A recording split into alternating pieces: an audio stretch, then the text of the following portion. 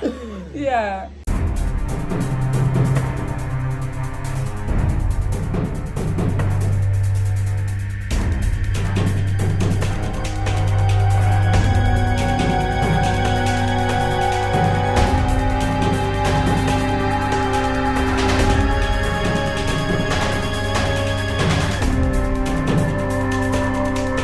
What's up, guys? What's up, guys? Welcome back to another Friday with the fellas. Exactly. So this one is going to be a little more on the serious side, I guess. So if you haven't watched the previous one, just like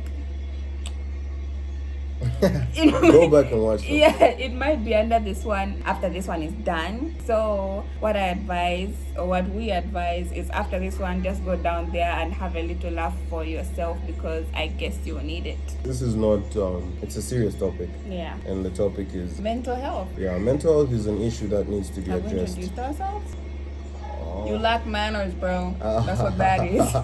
I'm Pop Civet. I'm Unalom Civet. And we're going to be talking about our personal mental health journeys, the things that we have personally gone through that show that mental health, it's real, guys, very real. It's a thing. It's as real as you and I. It happens to the best of us. We just want to share some of our experiences that we felt or we experienced up until this point. Your very own here is going to kick it off. Because as I was, we both wrote down little things that we keep track of exactly where we're going. And I thought I was over my mental health journey until yesterday. I was just crying at 01. At 01 in the morning, I was like, oh my god, my life. So he's going to kick it off. Alright, the first thing I'm going to say, these things are not in order. What came to mind first is what I was putting down first. So I'll start with having no confidence. I had very little confidence in myself for such a long time, actually. I'd say for the longest time anyway, from I think primary school, something like that. It always affected me. I just felt like I was not really the best and all that kind of stuff. It's kind of bullied in some schools that I went to. But then that low self-esteem turned into I started masking it by wanting to look scary to people. Because just to be clear, in primary school he looked like a potato. You know, that's what's sad. I feel bad talking about it, it's true, you know? It's not a joke.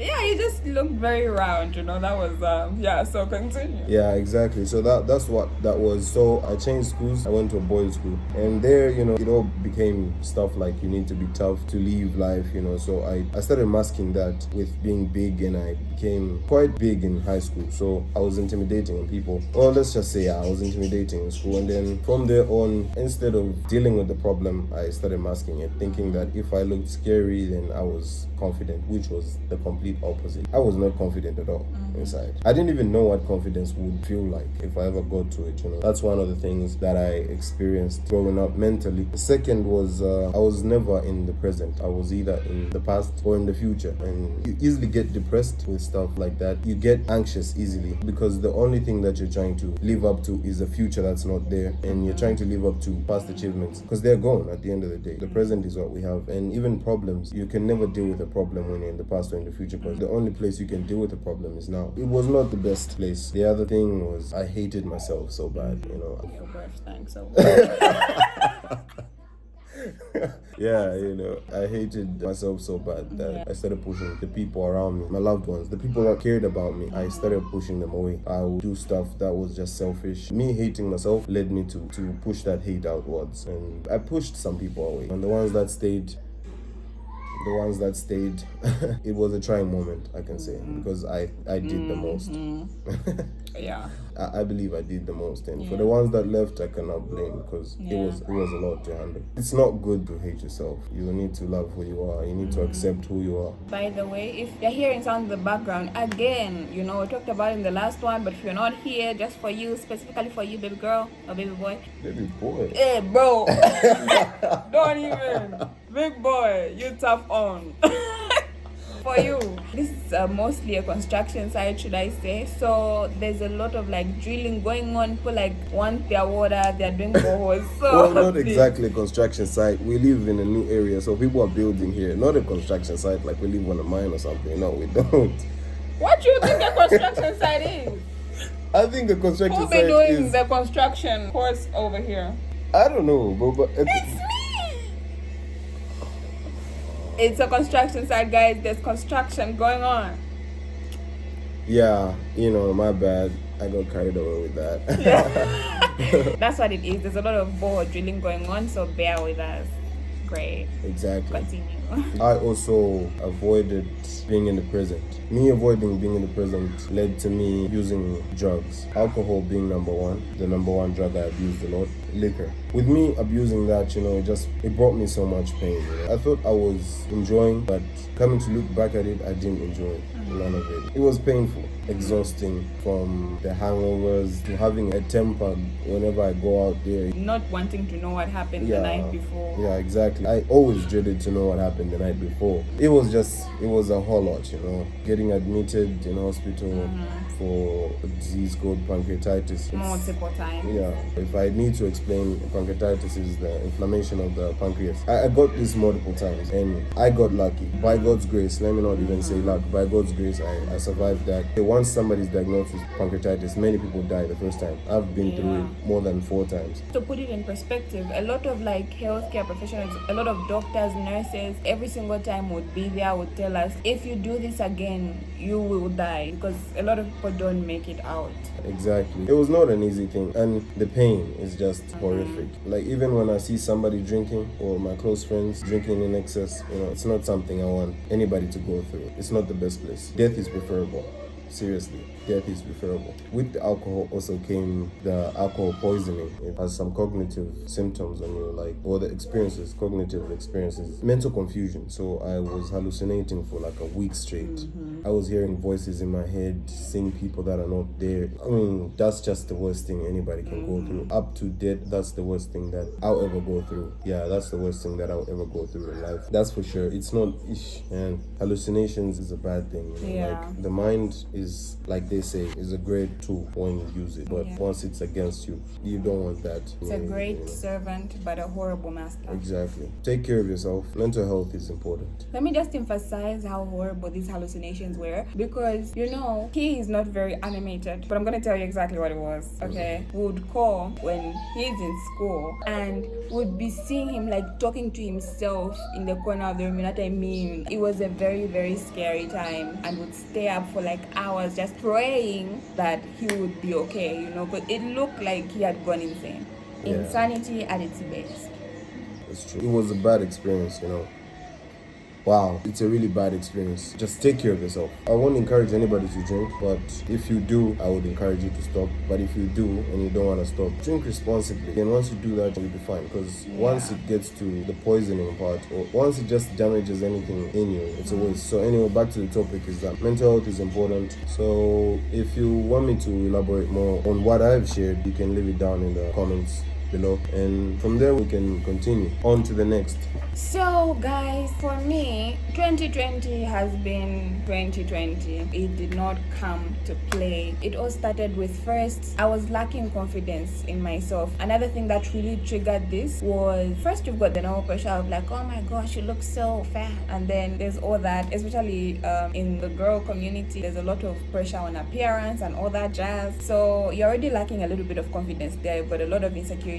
And then now you're going to this whole new different environment. The environment I'm talking about is school, where there's just all these smart people in your class. If you've been to university, you know what I mean, where all of a sudden you're just out of the bubble where you feel like, oh, I'm usually at the top of my class, and now everyone's at the top of the class. I lost a lot of confidence in my abilities, in what I felt I was capable to do. All that went, and on top of that, I found that the course that I chose was not exactly what I thought it would be. All that just like kept on building up, just building up.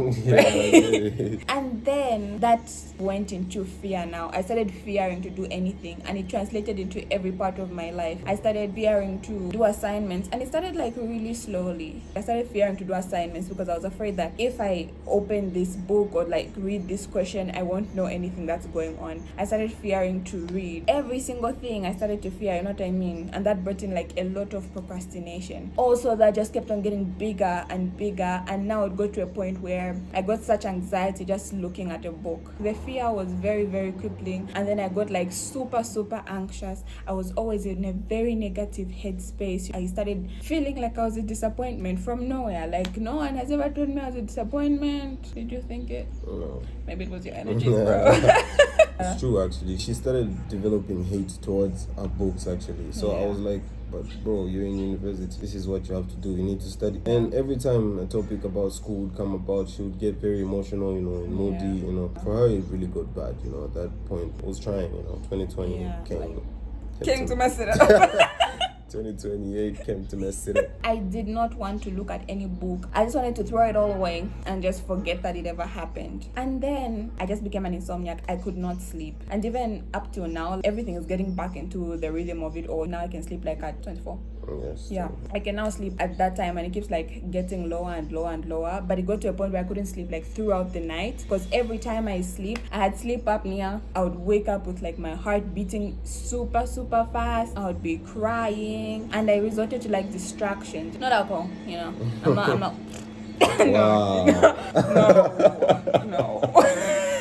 So for me, distractions were things like watching YouTube, just watching TV. And I even stopped like being creative at all. Because especially in the society where we live in, if you're not good at school is the golden standard. It's like... Yeah, so it's what we're taught to follow. Exactly. And when I started feeling like I was failing, even though there was nothing to show that I was failing, I could just feel it that I was failing. Everything else stopped mattering. And all those conversations where you hear like, oh, nothing will be made of your talent if you don't do anything with school. Everything else stopped making sense. I stopped being creative. I stopped writing. I stopped reading. Every single thing that was a creative outlet for me started to look useless, because I felt like I was just wasting my time doing this thing, and it was really, really bad. And that continued, and I kept on ignoring my assignments until one day when I was at a breaking point. Like, this had never happened before. I was supposed to submit these assignments, take like weeks, or maybe I even given like a month to finish it, like even longer than that. And it was the day before handing it in. This whole time, like, I had been crippled by just like fear to even start it, My mind was just crippled. Like, it's not that I didn't care, I just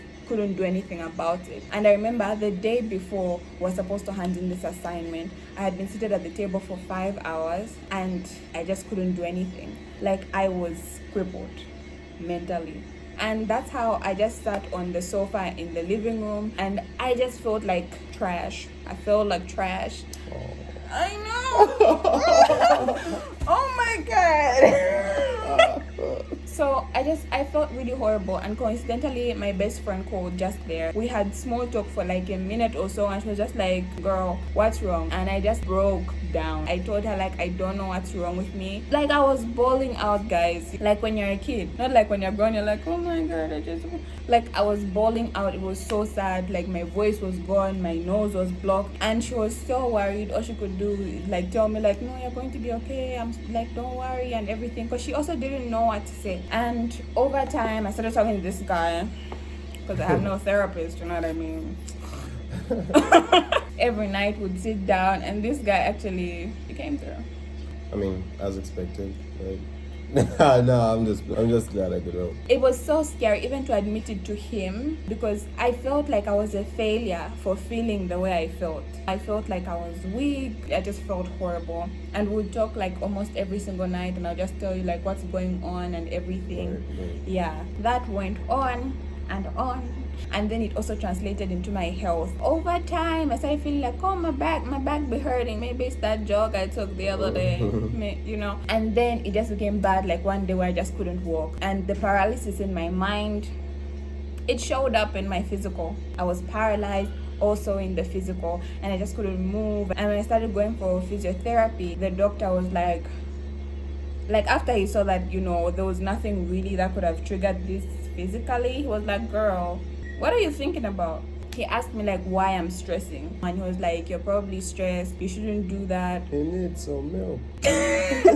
Yeah, he just told me like the main cause could be stress. And that just went on and on, and we kept on talking about it. And I also talked to my other very special mother, and I told her like what I thought was the problem. And in a moment where I was so scared and I felt like I would be judged, she was like the most loving human being and the most accommodating human being, and she just listened to me and she just talked me through everything. I also talked to one of my younger fathers, and he always comes through with the best advice. Guys, have a support system. And then the breaking point now, no, there was another breaking point. The time when I was talking to you, and we had been talking over time, and then every night it would seem like, oh, it gets better, but then the next day it would be like completely horrible again. It was a roller coaster. It's exactly. like we'd make progress, we'd make the best progress, then it would just come down crashing. The next day we'll start from the bottom, probably even under the bottom. Exactly. So it was crazy. Until one day I just told him, like, I remember I just broke down and I was like, I'm so scared, I'm so sad, and it's scary, and I just like cried my heart out. And then like he also didn't know what to do, but like what he did in that moment was very encouraging. He just hugged me and told me like everything was going to be okay, and then everything is okay. A few days later, again, it was just like really bad. All I could feel was hopeless. I felt like my gifts were hopeless. I felt like I was nothing because I was failing at that one thing mentally. I felt like I was useless. I felt like no matter where life would go after this, it wouldn't get better. And I started looking for an escape. The day we went out and everything, and I just couldn't like stop crying. I was trying to hold the tears in. All my distractions, they stopped working. It's a bug. All my distractions have stopped working. Like every time I'm watching something, my heart would just like pound like really fast. And then that day when we went out, I was actually planning like when we come back, I'm just going to go for a long walk, and whatever happens will happen. Right. I just wanted to escape. I just wanted everything to go quiet. I didn't know how. I was like, where can I go where life can just like stop for a moment? Just like stop, just pause. And it got to a point where that was the only thing that was on my mind, because I just believed after this there is no hope. No matter what can happen, it's just hopeless. That's the day when this guy and my human incubator, my mama, they were just like, what's up? And they were adamant, and all I wanted to do was just sleep, because that was another escape, or just like lie down and just shut everything off. And they were like, what's wrong? At first I was like, let me just go sleep, and then later my mom was like, girl, just tell me what's happening. And then I just like managed to tell her the, I guess, important things, and then from there that's where my healing began. So mental health is real, you guys. For someone like me who is like very, very optimistic most of the time, for it to catch me like that, where like everything around me is okay, like this was all happening in my mind. It caught her real good. It got me real good. It was bad. It's not fake, guys. Black people, Africans, we can all get depressed.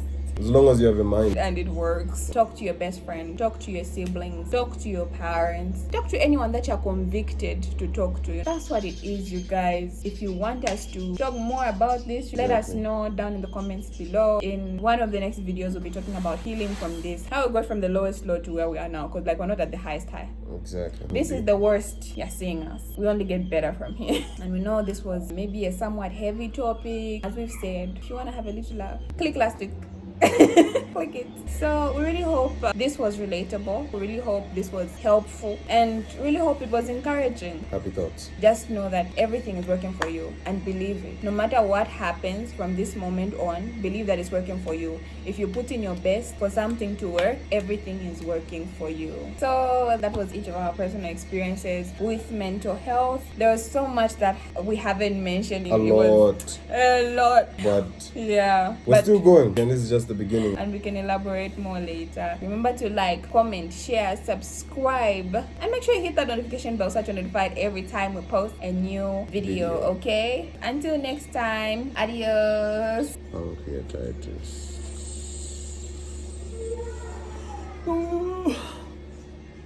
Pansexual.